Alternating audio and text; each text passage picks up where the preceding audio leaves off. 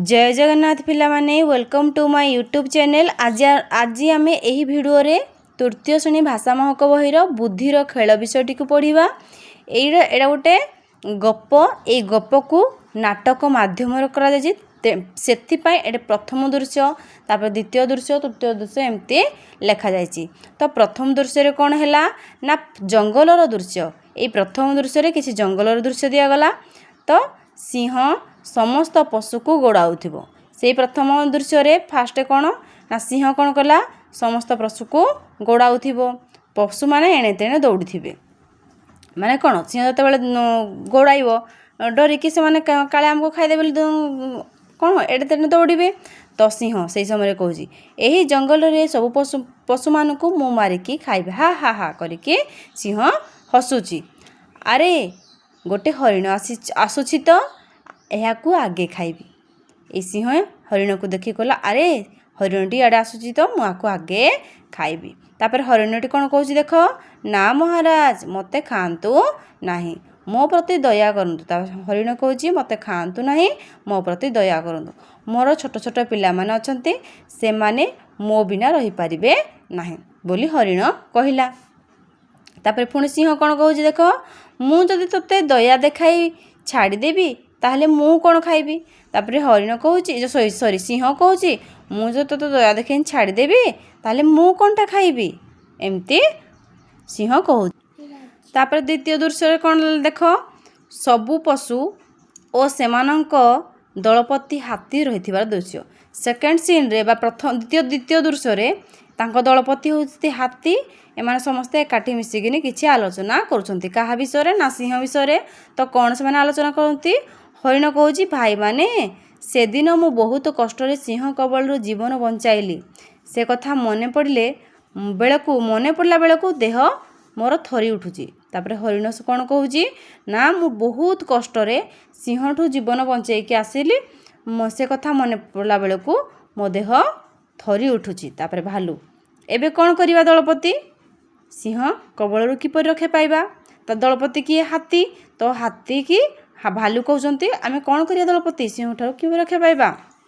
तापर हाथी कहते दलपति तापर से कहे चल आम समस्ते आज सिंह पाखक जीवा तांको बुझाइबा से एका दिन सब पशु को मारी खाइबे नहीं प्रतिदिन गोटे गोटे पशु को मारिकी खाइबे।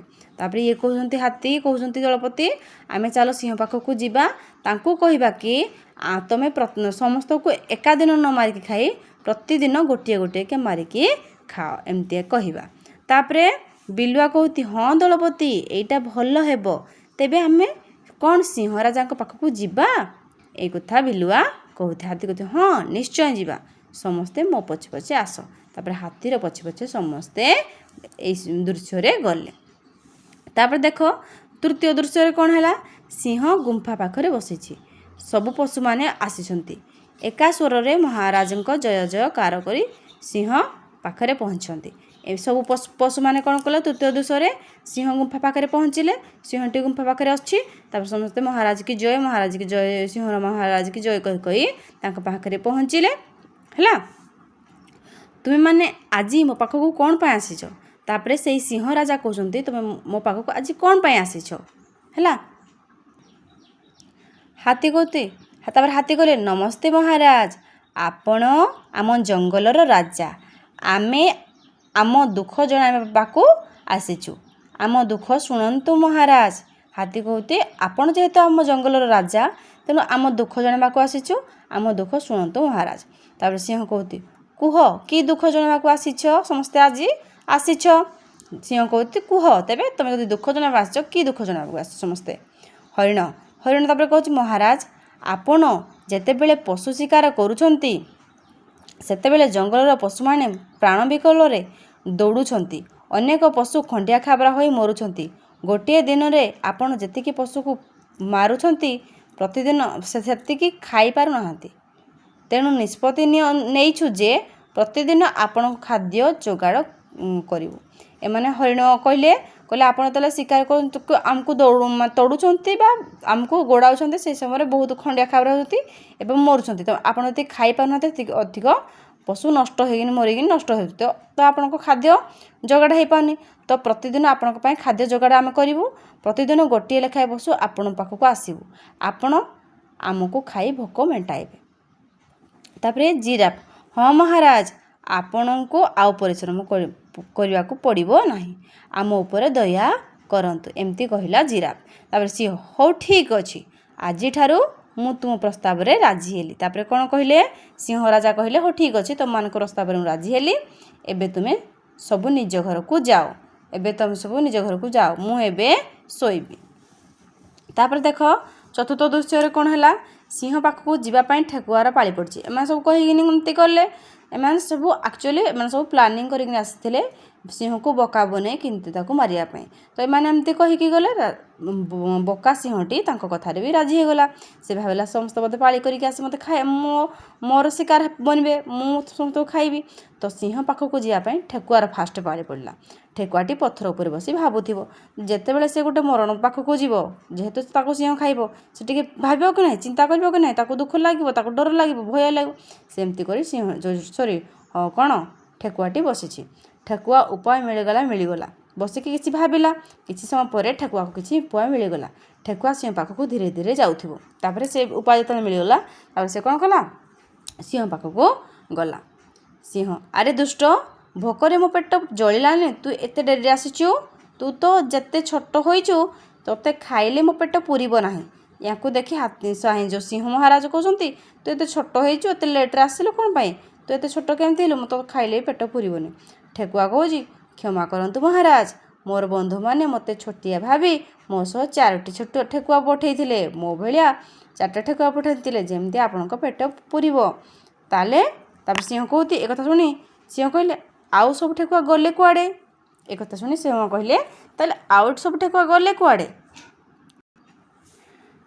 ତାପରେ ଠେକୁଆ କହୁଛି, ଆମେ 4 ଜଣ ଆପଣଙ୍କ ପାଖକୁ ଆସୁଥିବା ବେଳେ ଗୋଟିଏ ସିଂହ ଦେଖାଦେଲା। କ'ଣ ହେଲା? ଗୋଟିଏ ସିଂହ ଦେଖାଦେଲା। ସେ ଆମକୁ ଗାଳି କଲା। କ'ଣ କଲା? ଆପଣଙ୍କୁ ଗାଳି କଲା। ଆମେ ଆପଣଙ୍କ ପାଖକୁ ଆସିଛୁ ବୋଲି କହିଲୁ। ସେ କହିଲା ସେ ହେଉଛି ବଣର ରାଜା। ଏହା କହି ସେ ମୋର 4 ଜଣ ସାଙ୍ଗକୁ ଖାଇଦେଲା। ମୁଁ ଲୁଚି ଲୁଚି ଆସୁ ବିଳମ୍ବ ହୋଇଗଲା। ଏମିତି କରି ଠେକୁଆ କ'ଣ କଲା? ଏମାନେ ସବୁ ପଶୁମାନେ ପ୍ଲାନିଂ କରିଥିଲେ। ତ ସେଇଭଳିଆ ସେମିତି ସିଂହକୁ ବକା ବନେଇ କହିଲା ଆମର 4 ଜଣ ଆସିଥିଲୁ, କିନ୍ତୁ ବାଟରେ ଆଉ ଗୋଟେ ସିଂହ ଆସିଲା। ସେ କହିଲା, ମୁଁ ବଣର ରାଜା କହି ଆମର 4 ଜଣଙ୍କୁ ଖାଇଦେଲା। ମୁଁ ଲୁଚି ଲୁଚି ବିଳମ୍ବରେ ଆସିଲି। ମୋର ସାଙ୍ଗମାନଙ୍କୁ ଖାଇଦେଲା, ମୁଁ ଲୁଚି ଲୁଚି ବିଳମ୍ବରେ ଆସିଲି। ସିଂହ ତାପରେ ରାଗିଗଲା। ସିଂହ, କେଉଁଠି ଅଛି ସେ ନିର୍ବୋଧ ସିଂହ? ତୁ ମୋତେ ତାକୁ ଦେଖାଇ ପାରିବୁ? ତାପରେ ଠେକୁଆ କହିଲା, ଆସନ୍ତୁ ମହାରାଜ। ତାପରେ ଶେଷ ଦୃଶ୍ୟରେ କ'ଣ ହେଲା? ଠେକୁଆ ଓ ସିଂହ ଗୋଟିଏ କୂଅ ପାଖକୁ ପହଞ୍ଚିବାର ଦୃଶ୍ୟ। ଗୋଟେ କୂଅ ଥିଲା। ଠେକୁଆ ଚାଲାକ କରିକିନି ସିଂହକୁ ସେ କୂଅ ପାଖକୁ ନେଇଗଲା। ତାପରେ ଠେକୁଆ କ'ଣ କଲା? ମହାରାଜ, ଏହି କୂଅ ଭିତରେ ସେଇ ଦୁଷ୍ଟ ସିଂହ ଲୁଚି ରହିଛି। ଠେକୁଆ କ'ଣ କଲା? ମହାରାଜ, ଏ କୂଅ ଭିତରେ ଦୁଷ୍ଟ ସିଂହ ଲୁଚି ଅଛି। ତାପରେ କ'ଣ କଲା? ସିଂହ କୂଅ ପାଖକୁ ଅନାଇ ପାଣିରେ ନିଜ ପ୍ରତିବିମ୍ବ ଦେଖି ଗର୍ଜନ କଲା। ପ୍ରତିବିମ୍ବ ନିଜ ମୁହଁ, ନିଜର ଛାଇ ପାଣିରେ ଦେଖାଯାଏ କି ନାହିଁ? ପ୍ରତିବିମ୍ବ ଦେଖାଯାଏ କି ନାହିଁ? ଏହା ଦେଖି ସେ ଗର୍ଜନ କରି ଉଠିଲା। ସିଂହ କହିଲା, ଆରେ ଦୁଷ୍ଟ, ତୁ ପଦାକୁ ଆସ, ତୋର ମୋର ଲଢ଼େଇ ହେବ, ଯିଏ ଜିତିବ ସିଏ ରାଜା ହେବ। ସିଂହ ଯାହା କହିଲା ତାହାର ପ୍ରତିଧ୍ୱନି ଶୁଭିଲା। ଯେତେବେଳେ ସିଂହ କହିଲା, ଆରେ ଦୁଷ୍ଟ, ତୁ ପଦାକୁ ଆସ, ତୋ ସହିତ ମୋର ଲଢ଼େଇ ହେବ, ଯିଏ ଜିତିବ ସିଏ ରାଜା ହେବ, ସେଇ ଯାହା କହିଲା କୂଅ ଭିତରେ ସେଇ କଥାଟା ପୁଣି ଶୁଭି ଆସିଲା, ପ୍ରତିଧ୍ୱନି ହେଲା। ତ ସିଂହ ସତକୁ ସତ ଭାବିଲା, କେହି ଜଣେ ପୁଣି ମୋ ଭଳିଆ ଗୋଟେ ସିଂହ ବୋଧେ ଆସିଛି। ତ ଏହାର ରହସ୍ୟ ସିଂହ ବୁଝିପାରିଲା ନାହିଁ। କିଛି ପ୍ଲାନିଂ ଏମାନଙ୍କର ବୁଝିପାରିଲାନି। ଆକ୍ରମଣ କରିବା ପାଇଁ ରାଗତମତମ ହୋଇ କୂଅ ଭିତରକୁ ଡେଇଁ ପଡ଼ିଲା। ତାପରେ କ'ଣ ହେଲା? ଠେକୁଆ, ଏବେଠାରୁ ମୋ ବନ୍ଧୁମାନେ ଆରାମରେ ଜଙ୍ଗଲରେ ବୁଲି ପାରିବେ। ତ ଏମାନେ ପ୍ଲାନିଂ କରି ଏମିତି କରିଥିଲେ। କୂଅରେ ସିଂହଟି ମୃତ୍ୟୁବରଣ କଲା ଏବଂ ମଲା, ଏବଂ ସବୁ ପଶୁମାନେ ଶାନ୍ତିରେ ଆରାମରେ ଜଙ୍ଗଲରେ ବୁଲି ରହିଲେ, ଜୀବନଯାପନ କଲେ। ତ ପିଲାମାନେ ଏଠାରୁ କ'ଣ ଆମକୁ ମିଳେ? ପରବୁଦ୍ଧିରେ ଗଲେ କ'ଣ ହୁଏ? ଆମକୁ ମୃତ୍ୟୁବରଣ କରିବାକୁ ପଡ଼େ ଏବଂ ଅତି ଲୋଭ କଲେ ବି ମରିବାକୁ ପଡ଼େ। ତ ସେ ପରବୁଦ୍ଧିରେ ଗଲା, ସେ କିଛି ନିର୍ବୋଧ ଯୋଗୁଁ ଆଜି ଅସୁବିଧା ଭୋଗ କଲା। ତ ବୁଝିଲ ପିଲାମାନେ? ଭିଡ଼ିଓ ଯଦି ଭଲ ଲାଗିଲା, ଲାଇକ୍, ସେୟାର, ସବସ୍କ୍ରାଇବ୍ କରିବାକୁ ଭୁଲିବେନି। ଧନ୍ୟବାଦ। ରହିଲି। Thank you.